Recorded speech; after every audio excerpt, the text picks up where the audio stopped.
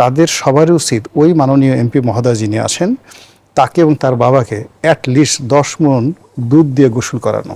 মাননীয় প্রধানমন্ত্রী কিন্তু দুটো জায়গায় স্ক্রিপ্ট পড়তে গিয়ে, ওনার লেখা বক্তব্য পড়তে গিয়ে দুটো ভুলও করেছেন। একটা সময় কেউ একটা মিথ্যা দাবি করে পার পেয়ে যেত। এখন দেখেন, ওই যে সংসদ সদস্য, সে বলেছে আমার বাবা এবং আমার দাদা শহীদ মুক্তিযোদ্ধা, এটার সাথে সাথে কিন্তু মিডিয়া হোক, সোসাইটি হোক, তারা কিন্তু খোঁজ খবর নিয়ে বের করে ফেলেছে, খোঁজ করে বের করে ফেলেছে। যেমন আমি মনে করি জামাতের পক্ষ থেকে এই সংসদ সদস্যকে শোকজ করা দরকার ছিল। বাবাকে মুক্তিযুদ্ধের শহীদ বলা জামায়াত এমপির জন্ম 1981 সালে এবং পরে খোঁজ নিয়ে জানা গেল তার বাবা বেঁচে আছেন। এই যে সংসদে মুক্তিযুদ্ধ নিয়ে অসত্য তথ্য উপস্থাপন করা হলো, এটা আসলে কি ইঙ্গিত দেয়? এটা অনেকগুলো ইঙ্গিত দেয়। উনি আবার এটা বলছে যে পার্লামেন্টে সেদিন বক্তব্য দিতে গিয়ে আমার কি হয়েছিল, আমার কোনো কিছু, হ্যাঁ বলছে মাথা ব্যথা ছিল, মাথা ব্যথা সে ভুলে গেছে সে কি বলছে। এখন আসলে 81 সনে না, আমার 81 সনে আমি বিয়ে করেছি 86 সনে 1986-এ। তখন আমি চিন্তা করলাম যে এই ছেলেটা আমি যদি আর বছর 5 আগে বিয়ে করতাম, ছেলেটা হয়তো আমারই ছেলে হয়ে যেত আর কি। তো যার জন্য বারবার তার দিকে তাকিয়ে শুধু আমার বড় ছেলেটার কথা মনে হচ্ছিল যে আচ্ছা ঠিক আছে, বাচ্চা ছেলে না হয় এটা ভুল করেছে, টেক ইট, এটা ভুলে যান। কিন্তু সমস্যাটা হয়ে গেছে যে আমাদের সমাজে দুটো শ্রেণী হয়ে গেছে। একটা শ্রেণীর ফান্ডামেন্টাল তারা রাজনীতি করছে, যাদের বেসিক ফাউন্ডেশন সেটা হলো রাজাকার, আলবদর, আশামস এবং অ্যান্টি লিবারেশন ফোর্স। মানে তাদের মতাদর্শ বীজ যেটা, সেটা হলো অ্যান্টি লিবারেশন, মুক্তিযুদ্ধ বিরোধী তাদের বীজ। আর সেই বীজ থেকে যে জিনিসগুলো তৈরি হয়েছে সেটা হলো রাজাকার, আলবদর, আশামস, এই শব্দগুলো তৈরি হয়েছে। এখন সমস্যা হলো সেই বীজটা তারা ধরে রাখছে এখনো পর্যন্ত, কিন্তু ওখান থেকে যে ফলগুলো হয়েছে এগুলো তারা আর ওন করতে চাচ্ছে না। ফলে যে কোনো জামাতের লোকের যদি আপনি বলেন তুই রাজাকার, এর সঙ্গে সঙ্গে রাগ হয়ে যাবে, রাগে হলে তোকে মেরে ফেলবো, গলার টিপ দিয়ে মেরে ফেলবো। কিন্তু যদি আপনি কোনো রাজাকারের কোনো লোকের যদি ভাই শুনলাম যে আপনার বাপ নাকি মুক্তিযোদ্ধা ছিল, সঙ্গে সঙ্গে আপনাকে নিয়ে বসিয়ে 2 বেলা খাওয়াবে, পোলাও কোরমা খাওয়াবে, বলে যে আপনি এই সত্য কথাটা জানলেন কোত্থেকে? হ্যাঁ, আপনি এই যে আমার বাপ যে মুক্তিযোদ্ধা ছিল এটা আপনি জানলেন কি করে? What does it mean? It means যে আমাদের দেশে যে একটা মুক্তিযুদ্ধ হয়েছে, ইটস এ গ্লোরিয়াস হিস্ট্রি, এটা একটা লিগেসি, এটা ঐতিহ্য, এটাকে সবাই ধারণ করতে চাচ্ছে। এমনকি এটার বিরুদ্ধে যারা কাজ করছে তারাও এটাকে ওন করতে চাচ্ছে।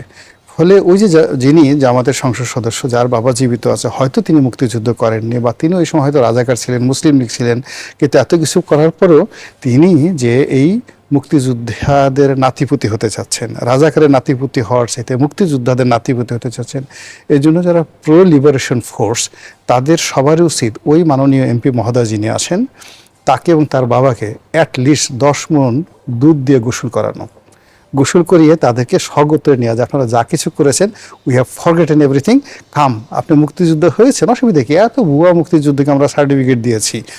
তো একজন লোক সংসদে গেছে, যেখানে সংসদে যাওয়ার পরে সেই লোক মুক্তিযোদ্ধা হতে চাচ্ছে, মুক্তিযোদ্ধার সন্তান হতে চাচ্ছে, নাতিপুতি হতে চাচ্ছে। সন্তান হলে সমস্যা নাই, কিন্তু শহীদের সন্তান হয়েছে। আচ্ছা ঠিক আছে, শহীদের সন্তান হয়েছে, এখন অনেক কিছু আছে তো এখানে, শহীদের সন্তান মেনে নেন না, ধরেন মরে গেছে, এখন সবগুলো ব্যাপার আছে। এখন যে বাবা আছেন, এখন সে বাবা ধরেন, তার বাবা ধরেন কোনো কারণে মরেই গেছে, হয়তো এখন যে কোনো মানে অনেক কথা তো আছে, যে কথা আসলে মাননীয় সংসদ সদস্য বলে ফেলছেন সত্য কথাটা, কিন্তু এখন বাস্তবে আসল কথাটা বলতে পারছেন না। তো সেই আসল কথাটা ওই পর্যন্ত থাকুক। মূল ব্যাপারটা হলো তিনি একজন মুক্তিযোদ্ধার সন্তান হতে চাচ্ছেন, তিনি একজন শহীদের সন্তান হতে চাচ্ছেন, এবং ওই পরিচয়টা ধারণ করে তিনি গর্ব অনুভব করতে চাচ্ছেন। হ্যাঁ, তো সেই থেকে যেমন আমরা অনেক সময় হীনমন্যতায় ভুগি, নিজে হয়তো কেরানির চাকরি করি, পিয়নের চাকরি করি, দারোয়ানের চাকরি করি, কিন্তু আমরা বলে বেড়াই যে আমার বংশ সৈয়দ বংশ, একটা সময় আমার দাদা মুঘল দরবারে চাকরি করতো, আমার অমুক অমুক অমুক, এভাবে বলি। তো সেই দিক থেকে মুক্তিযুদ্ধের মতো এত বিশাল একটা ইতিহাস, সেই ইতিহাসের ধরেন 30 লক্ষ লোক শহীদ হয়েছেন, 2 লক্ষ মা বোন ইজ্জত হারিয়েছেন, এখানে কত মানুষ, দেশের কোটি কোটি মানুষ 1 ঘন্টার জন্য হইলেও মানে সে মুক্তিযুদ্ধের সেই দৃশ্য দেখেছে, এরকম কোটি কোটি মানুষ আছে। তো সেখানে একজন এই প্রজন্মের সংসদ সদস্য যেন তেন ব্যাপার না, তো তো সেই সংসদ সদস্য মুক্তিযোদ্ধা হতে চাচ্ছে, আমরা তাকে মেনে নিলাম। এটা অসংখ্য ঠিক আছে। ধন্যবাদ জানাচ্ছি You're most জনাব welcome. গোলাম মোল্লা রনি। মুজিবুর রহমান মঞ্জু, জামায়াত এমপি তার জীবিত বাবাকে মুক্তিযুদ্ধে শহীদ বলছেন। জামায়াতের মুক্তিযুদ্ধের ইতিহাসের যে দায় রয়েছে সেখান থেকে দায় মুক্তি পাবার জন্যই কি এই বক্তব্য, নাকি স্বাধীনতার সপক্ষে শক্তি হিসেবে প্রমাণের প্রচেষ্টা, যেমনটি বলছিলেন জনাব গোলাম মোল্লা রনি? এটা একটা হীনমন্যতা। এটা আমি আগেও এই বিষয় নিয়ে অনেকবার কথা বলেছি।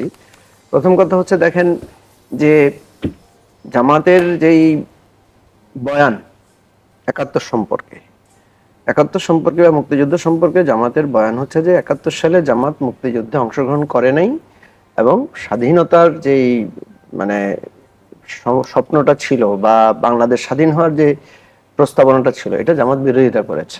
এটা একটা পার্ট। এবং এই বিরোধিতা করাটা সঠিক হয়েছে না ভুল হয়েছে, এই জায়গাটায় জামাত এখন পর্যন্ত কোনো স্পষ্ট অবস্থানে যায় নাই। না গিয়েই কিন্তু অনেক দিন পরে এসে আমরা দেখছি যে জামাত মুক্তিযুদ্ধকে ওন করা শুরু করেছে। তারা বলছে যে হ্যাঁ, আমরা মুক্তিযুদ্ধকে সম্মান জানাই, মুক্তিযুদ্ধের শহীদদেরকে আমরা সম্মান করি। এখন আপনি দেখবেন জামাতের পার্লামেন্টেও জামাত বলেছে আমাদের দলে মুক্তিযোদ্ধা আছে। তার মানে হচ্ছে 71 সালের মুক্তিযুদ্ধকে তারা একসময় যেটা মনে করত যে এটা দেশের জন্য ষড়যন্ত্র হয়েছে, ভুল হয়েছে, এখন তারা সেটাকে একটা গৌরবোজ্জ্বল জায়গায় এসে তারা সেটাকে ওন করছে। কিন্তু জামায়াতের এই অবস্থান পরিবর্তন কি রাজনৈতিক স্বার্থ সিদ্ধির জন্য? এটা রাজনৈতিক স্বার্থ সিদ্ধি হোক, অথবা বাধ্য হয়ে হোক, অথবা একটা ঐতিহাসিক জায়গায় যে নিজেরা যে ভুল করেছে, ভুলটা স্বীকার করতে পারছে না, কিন্তু মনোজগতের বাইরে এসে সেটাকে গ্রহণ করে নিচ্ছে, এটা হতে পারে। এটা সমাজতত্ত্বে বা আমাদের মনোজগতের জায়গায় যেটা হয় যে আপনি যে জিনিসটা বলতে পারছেন না। ওই যে আপনি দেখবেন রবীন্দ্রনাথের একটা বিখ্যাত কথা গান আছে, প্রাণ চায় চক্ষু না চায়, ঠিক আছে? তো হাক মরি লজ্জায় একটা গান আছে না, এটা কিন্তু ফিলোসফিক্যাল একটা কথা। আমাদের মনের মধ্যে এই দ্বিধাটা কাজ করে। আমি মুক্তিযুদ্ধ দেখবেন সবাই হয়তো বলতে চায় যে আমি মুক্তিযুদ্ধের শক্তি, আমি মুক্তিযুদ্ধকে শ্রদ্ধা করি, কেউ শিশু মুক্তিযোদ্ধা পর্যন্ত দাবি করছে। শিশু মুক্তি, এই যে আপনি যেটা বললেন আর কি। এখন দেখেন আরো সমস্যা যেটা হয় রাজনীতিবিদদের, আসলে আমি যেটা বলছি, একটা কিন্তু ক্রান্তিকাল যাচ্ছে এখন। সে ক্রান্তিকালটা কি? একটা সময় কেউ একটা মিথ্যা দাবি করে পার পেয়ে যেত। এখন দেখেন ওই যে সংসদ সদস্য, সে বলেছে আমার বাবা এবং আমার দাদা শহীদ মুক্তিযোদ্ধা, এটার সাথে সাথে কিন্তু মিডিয়া হোক, সোসাইটি হোক, তারা কিন্তু খোঁজ খবর নিয়ে বের করে ফেলেছে, খোঁজ করে বের করে ফেলেছে যে ওনার বাবা জীবিত আছেন এবং ওনার বাবা শহীদ হন নাই, ঠিক আছে? এখন উনি এটা বললেই হতো যে এটা আমার মানে হয়তো কথা বলার ক্ষেত্রে ভুল হয়েছে, বলার ক্ষেত্রে ভুল হয়েছে। উনি এখন বলছেন আমার মাথা ব্যথা করছিল, আমি আসলে অসুস্থ ছিলাম, নানা ধরনের কথা বলছেন। এই জায়গাগুলো রাজনীতিবিদদেরকে আরো দুর্বল করে ফেলে, ঠিক আছে? একই রকম অনেক ভুল কিন্তু আমরা দেখছি সরকারি দলের লোকেরাও করছে। মাননীয় প্রধানমন্ত্রী কিন্তু দুটো জায়গায় স্ক্রিপ্ট পড়তে গিয়ে, ওনার লেখা বক্তব্য পড়তে গিয়ে দুটো ভুলও করেছেন। এই ভুলকে উনি আবার জাস্টিফাই করতে যান না। আমার কথা হচ্ছে যেটা ভুল সেটাকে ভুল স্বীকার করে নিতে হবে। সেটা হয়তো ওনার প্রিন্টিং মিস্টেক হতে পারে, সেটা ওনার পড়ার সময় ভুল হতে পারে, এটা হতেই পারে, ভুল মানুষের হতেই পারে, তো কোনো সন্দেহ নেই। এখন কথা হচ্ছে একজনের ভুলকে যখন আপনি কঠিনভাবে নেবেন আর নিজের ভুলটাকে কঠিনভাবে নেবেন না। যেমন আমি মনে করি জামাতের পক্ষ থেকে এই সংসদ সদস্যকে শোকজ করা দরকার ছিল দুটো কারণে। একটা হচ্ছে এই কথার মধ্য দিয়ে কিন্তু জামাতের রাজনৈতিকভাবে একটা ক্ষতি করেছেন উনি, যে জামাতের লোকেরা সত্যবাদী হন, সত্য কথা বলেন, উনি সত্য কথা বললেন না। এবং ওর ব্যাখ্যা থেকে জামাতের ইন্টারনাল একটা ব্যাখ্যা আসা উচিত যে আসলে উনি অসুস্থ ছিলেন বা উনি বলার সময় ভুল করেছেন কিনা। এবং জামাতের পক্ষ থেকে তার এমপিদেরকে সতর্ক করা দরকার ছিল।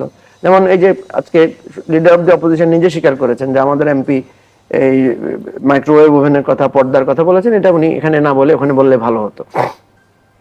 আমার কথা হচ্ছে যে আমি যখন সরকারি দলের একটা ভুল পাচ্ছি, আপনি দেখবেন যে দুটো ঘটনা আমার চোখের সামনে পড়েছে। একটা হচ্ছে জেবা আমিন নামে একজন পার্লামেন্টের সদস্য, উনি বক্তব্য রাখার সময় বাংলা ইংরেজি মিক্স করে কথা বলেছেন, এটা নিয়ে যথেষ্ট সমালোচনা হয়েছে, ট্রল হয়েছে। আবার জামাতেরই একজন সংসদ সদস্য আপনার মার্দিয়া মমতাজ, উনাকে সম্পর্কে উনার অপোজিশন থেকে ট্রল করা হয়েছে, ঠিক আছে? এখন যেটা হচ্ছে যে আমার বিপক্ষের জনকে আমি যখন ট্রল করছি তখন আমি খুব সুখ পাচ্ছি, আমার পক্ষের জনকে যখন অন্যরা ট্রল করছে তখন আমি ব্যথিত হচ্ছি। এই জায়গাটা রিপিটেডলি, আপনি যে কথাটা বলেছেন, রিপিটেডলি এই ঘটনাগুলো ঘটছে। বাজে শব্দ ব্যবহার করা, অপমানজনক কথা বলা,